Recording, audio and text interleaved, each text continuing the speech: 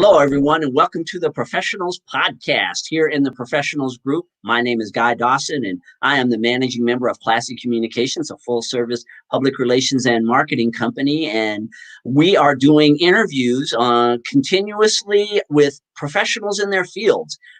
Members of our group who want to share about how they bring greater professionalism to their industries. And I have a woman who I have known for many years who I know is extremely focused on professionalism in her industry. It is Dr. Victoria Boyd with the Philanthropic Foundation. And welcome to the Professionals Podcast, Dr. Victoria. Thank you. I'm excited to be here because we have so much going on. So great to be on the show today. Yes, before we came on the air, we were talking about what interesting times we are experiencing with lots of streaming. And I know you, the Philanthropic Foundation, is something that you've been involved in for a long time. Could you talk to us about that and the way that you're transitioning your professionalism during the pandemic? Absolutely. I'm founder and president of the Philanthropic Foundation. We've been around since 2014, but actually the concept and model started in 2012. And so I've had a long time to sort of perfect what we're doing. We are a nonprofit that has a mission to build capacity through education, awareness, and resources. And over the years, we have provided many trainings to individuals, organizations. We assist individuals if they want to start nonprofits, and we help with board training. I actually am an author of Board Bound Leadership, which is a book on board training, roles, and responsibilities. But in the pandemic, 2 years ago, we opened an actual brick and mortar training center here in Las Vegas. It is the only brick and mortar nonprofit training center actually in the state of Nevada. But with the pandemic, our doors have been closed since March. Prior to that, we had already explored virtual training and being in that landscape. I have many trainings out there already. And we were going to do a full virtual conference before all of this. But what we were getting was some feedback from businesses that they don't do virtual presentations. They have to have face-to-face. Guess what? The pandemic changed all of that. And they started scrambling now. How can they get online? And so a lot of the work that has evolved since then has been, first, I wrote a book called Webinar Secrets. It maps out how to create what I call effective, efficient, and productive webinars. My background is education, and so the whole concept of writing content that can be delivered to adult learners is very important to me. And so I made sure that all of those details were in that training. As the months kept going by, because we all thought it was going to be a couple weeks that we were shut down, surprise, I saw that I had to be proactive. And so what the Philanthropic Foundation did was create a new program, all virtual. It's called Systems Summits. And it is now a quarterly event. We launched in October, had a great 2-day event. Our next one is in January.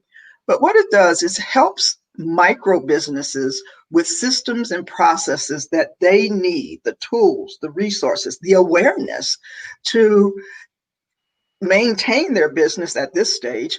But really, it's about scaling, not so much growth, but scaling so that individuals can handle all of the day-to-day activities without going crazy. And so we're excited that we were able to take our programming, expand on it, and really create a new online version of training that has a full series, and it's mapped out to happen for years to come, hopefully. Well, Victoria, I know you're used to doing a lot of live training, and now that you've been adapting to this new environment, doing lots of training online, how do you maintain the level of professionalism that you would have in a live environment now that there's not that human element as much? I mean, we can see one another, but you're not having the same type of contact with people that you ordinarily would over in the training center, with them being able to see you, look in your eyes, touch you, hug you, all the different things. How are you able to adapt to this and still maintain the level of professionalism that I know is important to you? Well, there's two different areas that you really have to consider. When we first went into the pandemic, Zoom became the go-to. Everybody was on Zoom, and it was really just about showing up because, people were scrambling. They were, how can I continue my business? And so we got into what I call an acceptance mode, or I call it the Zoom effect, where just showing up was good enough. Literally, I've had meetings where people were still in their jammies. I mean, their hair was all over the place, that was okay for a while because we were just trying to make sure that we were still present. But now we need to get back and raise that bar again and get back to business as usual, to get back into the professional mode, to actually dress and say, this is a real meeting, and treat it that way. In the small box, even though, your distance in terms of how you're communicating, you're still making first impressions. You're still introducing yourself. And so you still have to come across as a professional.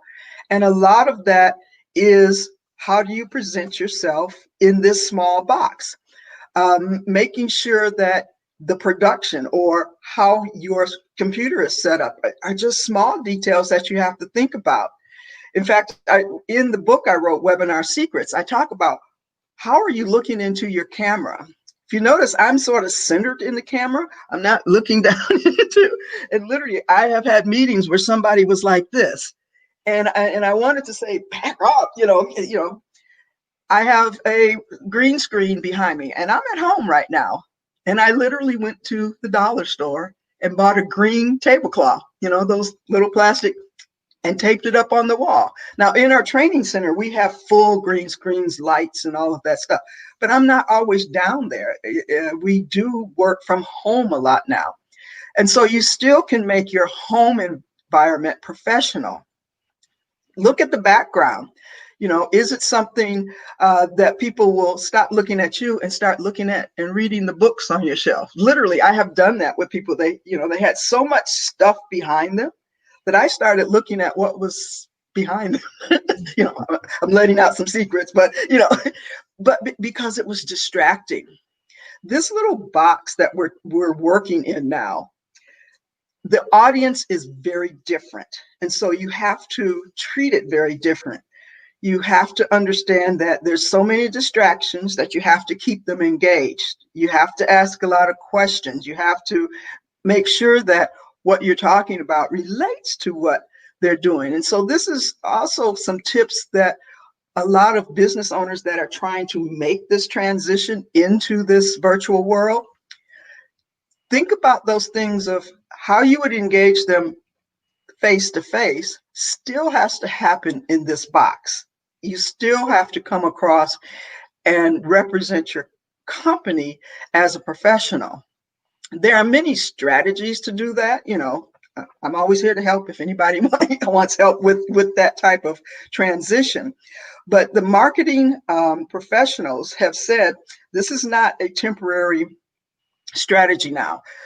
Virtual presentations and this virtual space is going to become mainstream, and it will be not the strategy, but it needs to be one of your mainstream strategies that you add to your marketing plan. So how are you going to do that? How are you going to come across as a professional? And a lot of what we do in System Summit, we talk about that. We talk about, you transitioning from business owner to being business presenter.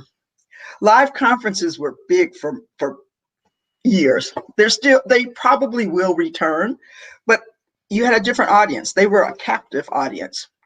They would pay the fee, leave, and look at it as a few days of getting out of their normal day-to-day routine. They would go to the conferences, they would go into the session rooms, and they would sit there, and they couldn't turn you off. They couldn't click the off button.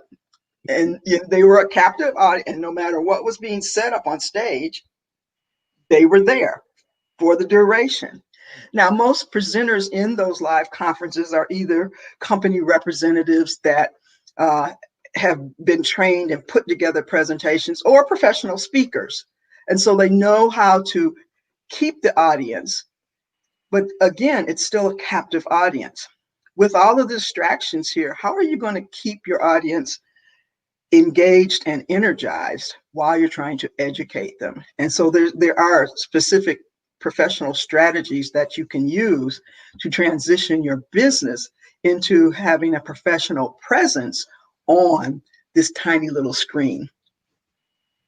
One of the points that you touched on was the systems and how you've got these workshops that you're creating to help businesses systematize themselves. Something that I discovered right away when we went into that first lockdown was I had an office like you, and I wasn't really operating very much out of my home. I mean, my home office, a lot of times I would get very distracted when I would do work in my home office. It's easy, right? You go and you wash your clothes, you go whatever, right? It's very easy when you're working in your home office to get pulled away. And one of the things that I had to learn right off the bat when we were locked down, I couldn't even go to my office space anymore because it got locked down. I literally did not have access to it, and no one was moving at all in April and May.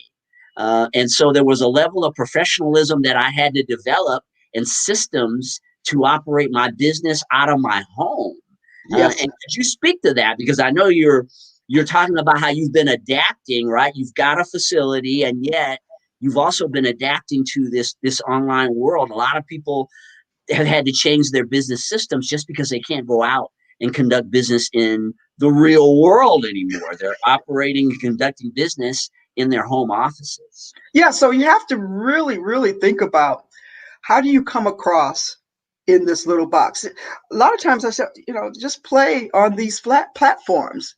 Go on Zoom and record yourself looking in the camera.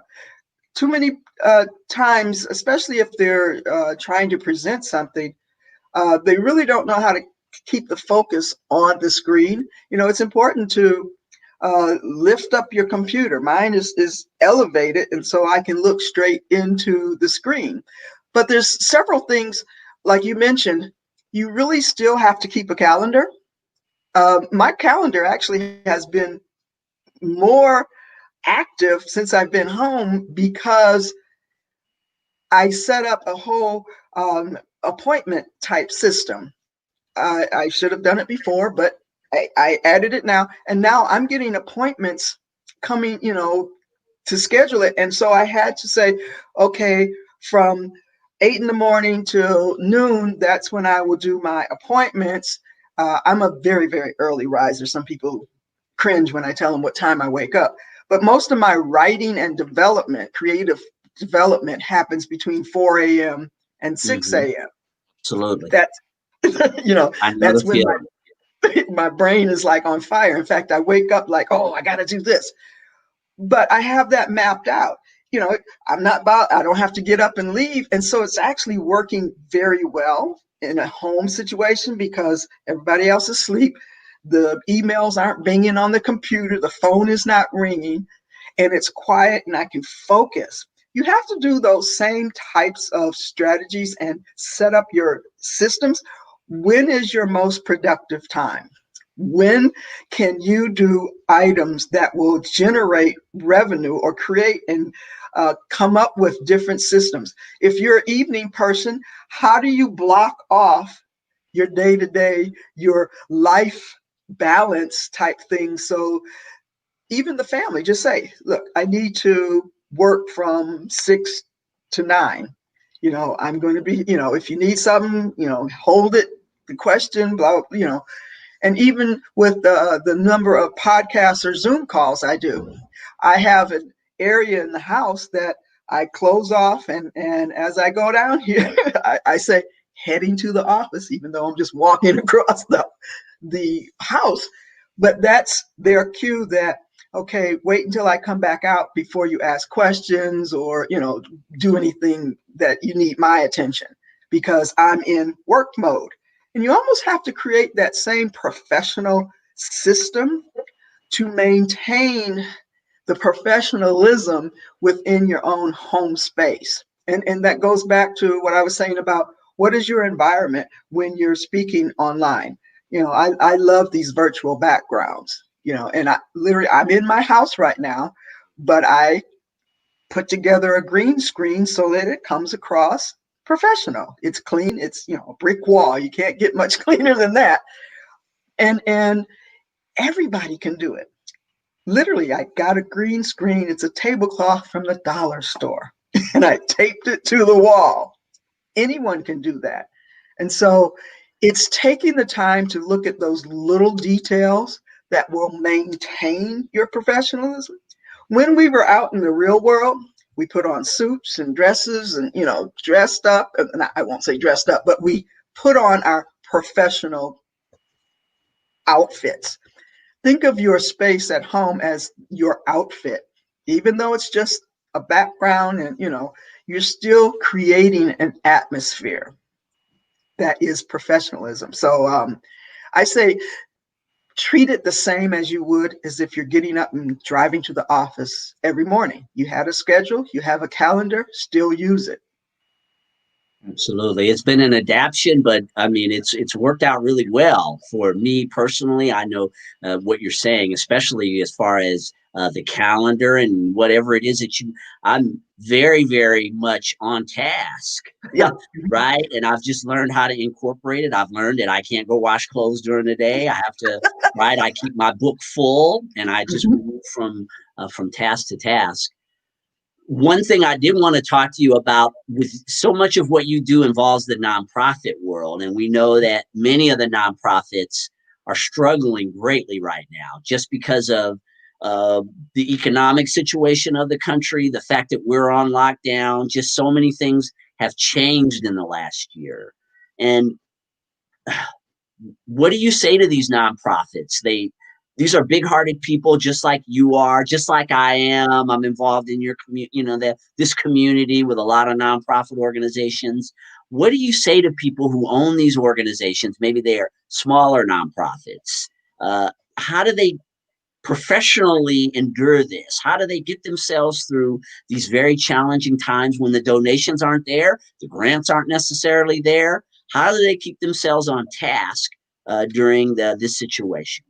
And this is a message that I've probably been putting out for years. It's called social enterprise. Nonprofits are actually social enterprises. And instead of only focusing on donations, what other revenue streams can you create? For example, the Philanthropic Foundation has never really depended on donations because we're not that warm and fuzzy. And I say it, we're not the puppy dog type of organization. We serve other nonprofits, and that just doesn't pull at people's heartstrings. And those organizations that are actually still getting donations are those that are feeding the hungry, homeless, and those that need social assistance. All of the others are literally struggling because if they had corporate support, that's gone. The donations, most donations come from everyday people. The $25, the $50, the $100 donation. People don't have that money anymore. And so you have to really look at what other services can you provide? What other assets do you have? We're fortunate that we had or still have the training center, and we're able to rent it out to others to use it. And that's one way that we became sustainable. Now, when we had to close the doors, we couldn't rent it out anymore. And so that has become a problem. But we shifted, still maintaining that we're doing training, but we shifted and created System Summit. And because it's sponsored or produced by the Philanthropic Foundation, anyone that supports it, it's a donation to the foundation. But they're getting something of value in returns. And so we created another revenue center to bring in some funding. Now, it just launched in October, and with any new program, it takes some time to build that momentum and to get funds regularly coming in so it's sustainable. And so we're in that process now of building it. But nonprofits need to look bigger than just the cause. How can you build out your for-purpose business with revenue streams? And that falls under the umbrella of a social enterprise.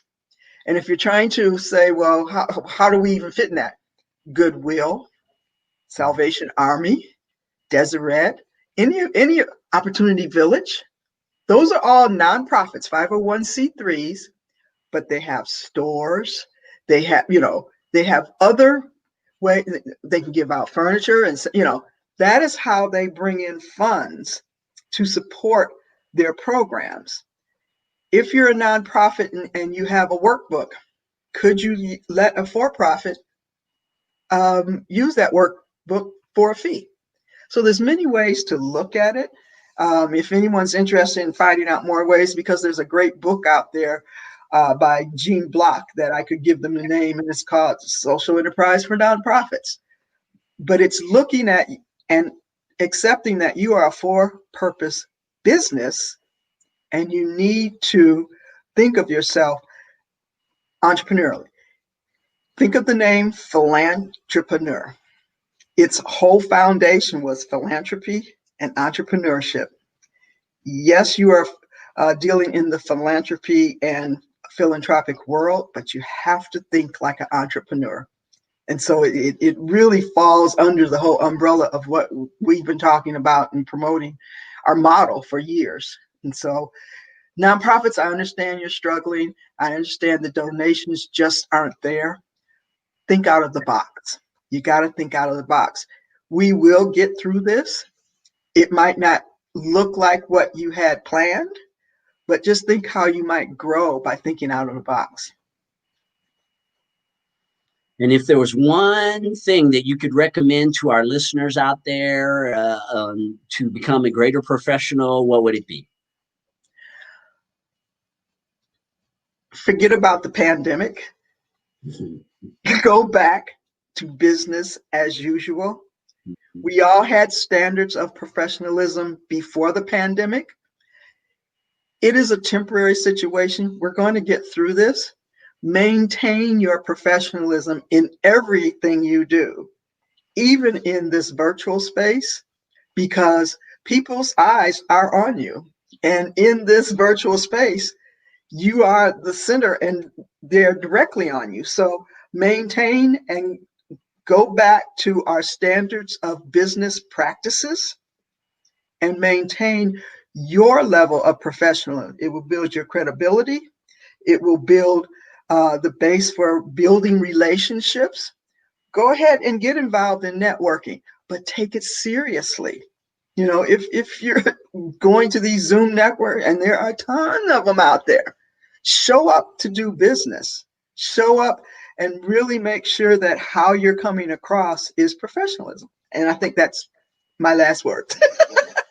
Outstanding advice. Dr. Victoria Boyd is the founder of the Philanthropic Foundation. And will you share with our audience how they can get in contact with you for some of these great webinars that you're doing right now, as well as the training aspect of your business to raise their levels of professionalism? Absolutely. Systems with the S, summits with the S.com. We are accepting speakers right now. So you can go in there, read more about it, and there's a small application form. It's an inquiry, and then if your topic aligns, then we'll reach out to you and give you more information. But systemssummits.com, drvictoriaboyd.com, more information there. And if you can spell philanthropreneur, it's philanthropreneurfoundation.org. That is one of the challenging things that I found through the years with the Philanthropreneurs, that yes, People are very challenged by that. But once they figure it out, and I'm not even going to try to spell it right now, because if I mess it up, then Well, if they know how to spell entrepreneur, just right. take the E off and Philan, Yeah. Philan. Right. You figured out how to how to piece it together. Well, it's always a pleasure, Dr. Victoria, and also a pleasure having you all tune into the Professionals Podcast. We've got some events that are coming up. We have our next workshop will be held on the 7th of January, and we're going to be featuring Carol Andrews. She's going to teach you about how to use strong bookkeeping, and we definitely know that it's going to be important that we take care of our books as businesses are shifting in a major way. She's going to do a great workshop from 6 p.m. to 7 p.m. on the 7th of January on bookkeeping. We also have Business Book Saturday here in the Professionals Group. And we are sharing books that are helping us in business. There are so many incredible books out there that can keep you focused during times like this and help you grow, such as Webinar Secrets that Victoria is shamelessly plugging on the Professionals Podcast. Reach out to her for more information about that one. So, yes, the Professionals Group is at the Professional Ones on Facebook. Please come and join, be a part of our group. We've got masterminds in the works, more networking events in the works, opportunities to network on Facebook, on LinkedIn, as well as on Meetup as a result of being a part of the Professionals Group. So stay connected to our organization. We will be back next Wednesday with the next Professionals Podcast. Take care of yourselves. Have a wonderful week. Bye.